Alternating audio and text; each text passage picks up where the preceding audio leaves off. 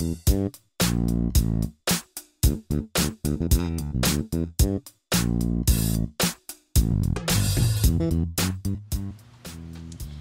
in this video, I want to share with you how I am potting up this really neat planter, stackable planter I bought a few years ago at Aldi. I totally forgot about it. It was in my potting shed, and dug it out this year, and I'm pretty excited about it. The bottom piece actually is a heavy-duty plant caddy type thing. This I actually found at Menards. It's a nice heavy-duty, I forget what it said for the weight. Oh, it says it right in here. Weight limit 300 pounds. Definitely definitely could probably have fit another stack of these, which I'm really regretting after getting this out and opening it up, not having the second kit. So when you get it, they're like this. And one thing you want to make sure you do is there's plugs in the bottom, in the center. You're going to want to take those out when you're using them outside, because that's kind of like for a self-watering system, which you could use these indoors for. But if you're setting these outside, the rain, you will not be able to control. So yeah, you don't want to have that plugged up. You want it to be able to drain, and there's plenty of drainage on this tray. Inside, that's a whole nother ballgame. Anyhow, so open it up, and these are pretty sharp. There's little grooves here, and they just kind of prop it on there like that. And here's the other one. See the little groove in there? Make sure those holes are open, and just sit it right on like that. There we go. Fits in there nice, actually. All right, this is gonna be fun.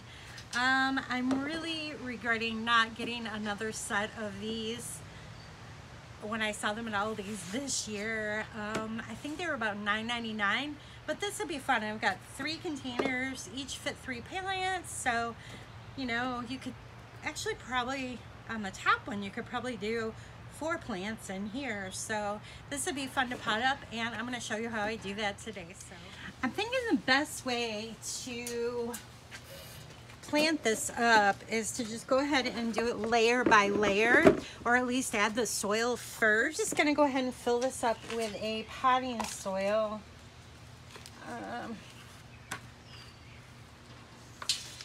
Let's do this. In that middle section, you could actually put rocks in there if you wanted to for drainage, but I'm just going to go ahead and do this. This soil is a little bit heavier. This is some of my homemade stuff. It's still breaking down. But then I also have a nice potting soil mix. Just going to go ahead and put this together. This seems to have a lot of maybe vermiculite, and the little white dots are perlite. Of course, potting soil. Maybe a little bit of peat in there, smells like, maybe. All right, so we're gonna go ahead and fill it up to about the line there, which is about maybe 2 inches below the top. Don't fill it all the way to the top. There's the first layer. And then we'll go ahead and get the second one going here. This is fun. It's kind of a cool day finally. It's been so hot. Plants for sure that I am going to be putting in the tower is this really pretty mint banana that I picked up at the garden center about a month ago. I've had it maybe 2 months ago. Oh my gosh. I've had it inside by my hydroponic lights, and it's going to do much better out here in the real sun and the heat that comes on in June and July here in Ohio. So Mint is definitely a plant you're going to want to put in a container. Do not put mint out in your landscape or directly in the ground in your gardens, because let me tell you, it will go crazy. It loves being in the ground and it will go everywhere. I have a patch over in one of my gardens. I'll mint, put it in a container. This one's gonna look gorgeous in there, and I love the little purple blooms on this. If I had it outside, the bees would be going nuts on this already, which is kind of early because it's the end of May. So, all right, we're gonna go ahead and start planting this up. So, I'm not sure. I was thinking I wanted something tall on the top, but I don't know. I got a couple of really neat things here we could choose from. I really love growing from seed in these pods. They grew so quick in my hydroponics.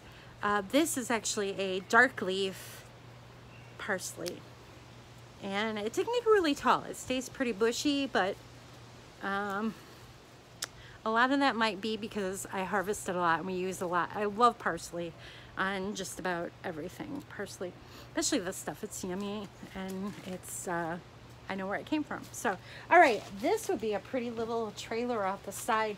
And you know what? These compartments are big enough. You could definitely, maybe not in with the oregano. I got that up at Boss Stores. They're really nice garden center nearby. They have a nice selection of herbs and whatnot. But in the basil here, I could probably put a parsley trailing out. So get creative. As I was sitting here blabbing away, I noticed my strawberry container over here. You could definitely do a whole bin of these or a whole tower of strawberry plants in these. That would be really cool. And that would be something you'd want to keep in there, because strawberry plants will basically live forever and keep doing runners and whatnot. Man, I wish I would have got another one of these sets, because the possibilities are endless. And I'm kind of trying to fill my back kitchen garden here, I call it, because my grill and my Blackstone is back here and things like that, and of course this table. It's a great place. We like to have breakfast sometimes back here, and also late dinner. It is full sun back here roughly from noon till about 3:30, so that'd be nice for a lot of these herbs, but you're going to want to keep an eye on them, like I said, for watering and making sure. Some herbs can be funny with too much heat. Like, I don't have cilantro in here. My cilantro is very funny. It doesn't like too much heat. I don't know, my cilantro is weird. But oh, this was another cool thing. Thyme. I was able to germinate and grow thyme. Oh, this smells wonderful. This is a common thyme, and I grew from seed in the hydroponics.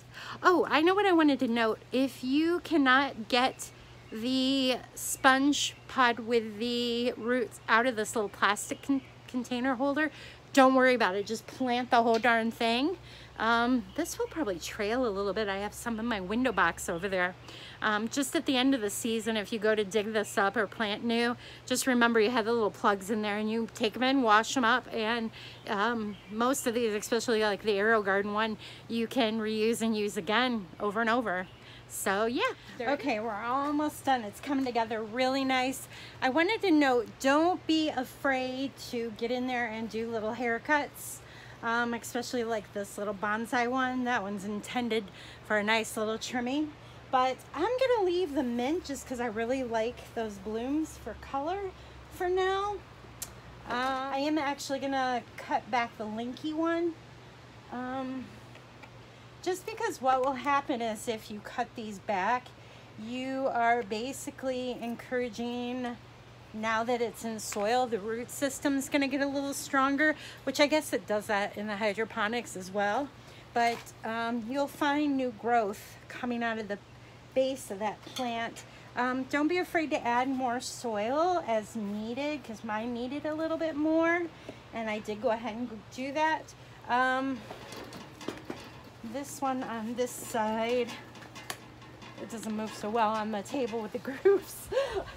But this one, I'm sad, but I'm gonna have to cut this one back. It's just so pretty, but it's gonna do so much better if I cut it back, because you'll get new growth coming out of the bottom. The root system will just get so much stronger on that one. Let me move in so you can see how pretty that one is. All right, so I'm just gonna get right in there and cut that back. Too bad we already ate dinner. I could use that on something. Salad, or I love, this one is pretty in salad. It's just so pretty. But you know what? I could use it tomorrow. The leaves got a little faded inside with my lights. I've been neglecting my system a bit because I've been outside working. So yeah, don't be afraid. Just give it a good trim. And actually, if you cut these back, you take and you harvest. Harvest is what you want to do with herbs, because then you're just encouraging new growth. So you'll get new branches just like this one popping out of there, which is nice. I put my thyme down here. I thought that looked pretty. I'm going to keep an eye on it. My thyme can be kind of funny. I feel like the thyme likes moist soil with a little bit more shade than some of the other plants. So I'm going to keep that one. Actually, all these you can. I'm going to go ahead and trim this one back too, just because I've already got new growth coming out of the bottom there. And that's what you want. Look how pretty. Oh, this all turned out neat. And this is going to be out here. I'm going to actually put it down on the ground. It'd be easy to move around in the cart system here. And I'm going to go ahead and prune this one back, just to encourage new growth. You just want to cut right at the new, right at a existing leaf. See, there's a leaf right there. Just trim it. You'll get new growth off there. I don't know if I got that, but hey, that's how it works. Get this done so we can move on to the next project. There it is. I'm so excited. Give it a little watering, and you've got your own kitchen herb garden. All right, so thank you so much for checking out my video today. You can find this and other creative living ideas on my website at brenhaas.com. And please subscribe to my YouTube if you're watching this on YouTube. But the best way to find my content is on my website. I hope to see you there. Get growing. This is so fun and easy. Anybody can do this.